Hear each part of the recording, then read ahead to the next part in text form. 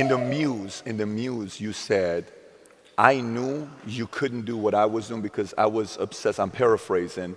And then you said, whether it's friends, relationship, it didn't matter. It was all basketball. Yeah. If I'm buddies with you from high school, if I'm a cousin of yours, what happened to our relationship? How did that gravitate when you went into the league and you're determined to become the greatest, or you're determined to become one of the greatest? What happens to our relationship? Oh, it suffers. It does suffer. Oh, yeah. Okay. Yeah. And you understood that. You were okay yeah. with that. Well, yeah. And the people that love you, like friends and family, like they know that about you. Got it. So they let you be you.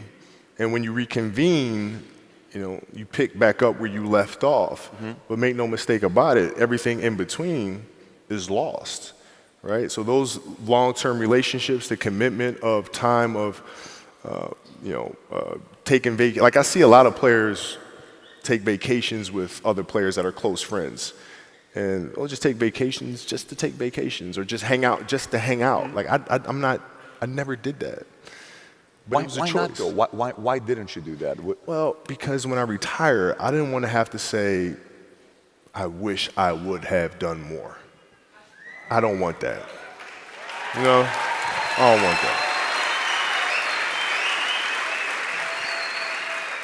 So, okay, so you come in, it's very powerful what you just said. Some of your peers were in it for the money, so they got the money. Okay, great.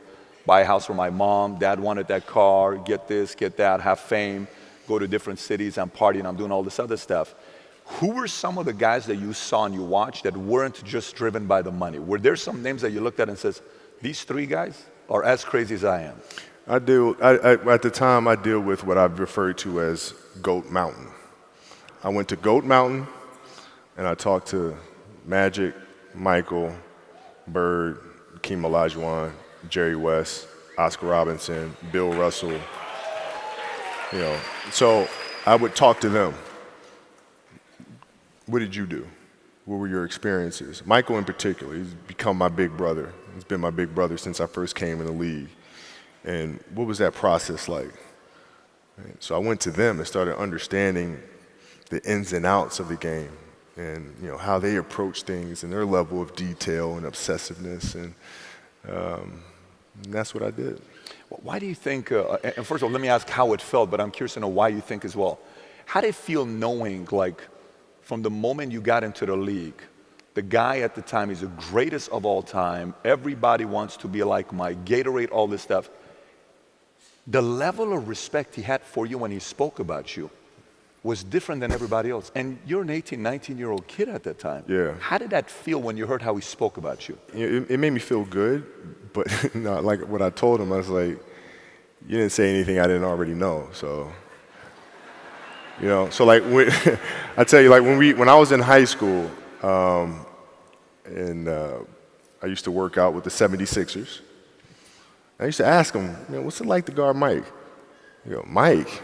You mean Black Jesus? I'm like, what the fuck? Black who? Oh, we call him Black Jesus. Or you can call him Black Cat. I'm like, I'm gonna call him fucking Mike. That's his fucking name.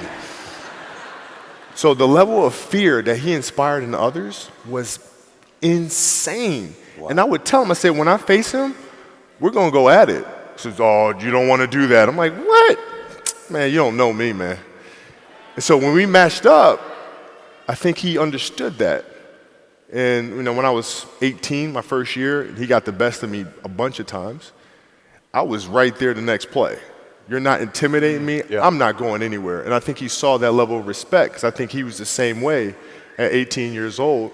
And that common bond is what I think, where our connection was built. Yeah, it was great watching you guys going back and forth, whether it was the All-Star game or whether the famous scene where, you're guarding him, he's in front of you, you're asking him a question, there's a question, and he's saying footwork and do this. Yeah. It's just beautiful watching that take place with the two of you guys. How's your relationship today? It's my big brother, man. Like, I can't, it's, we talk often. We send each other Christmas cards every year. Send each other Christmas cards. Every year, that we have nothing to do with, but, yet and still, but we're extremely close, man. Extremely? Extremely close. That's extremely. Great.